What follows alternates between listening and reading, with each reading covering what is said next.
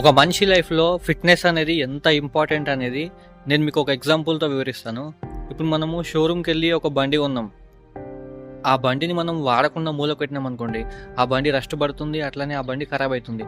అట్లా కాకుండా దాన్ని మనము వాడి, దాన్ని టైమ్ టు టైమ్ సర్వీసింగ్ చేపిచ్చి, దానికి ఇంజిన్ ఆయిల్ మార్చినామంటే ఆ బండి మంచి కండిషన్‌లో ఉంటుంది.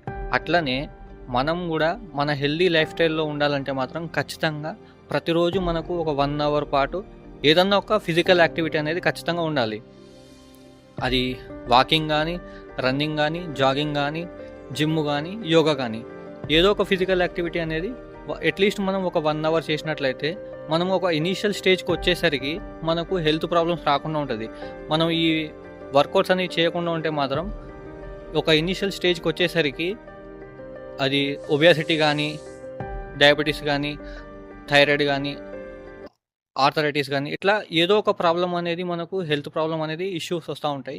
నేను ఈ వీడియో చేయడానికి మెయిన్ రీజన్ ఏందంటే జనాల్లో ఫిట్‌నెస్ మీద ఒక అవేర్‌నెస్ క్రియేట్ చేయడానికి నేను ఈ వీడియో చేస్తున్నాను.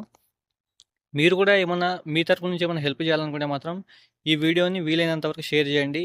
ఈ వీడియో వల్ల ఎవరికన్నా యూజ్‌ఫుల్ అయితే నాకు అదే చాలు. Thank you for watching.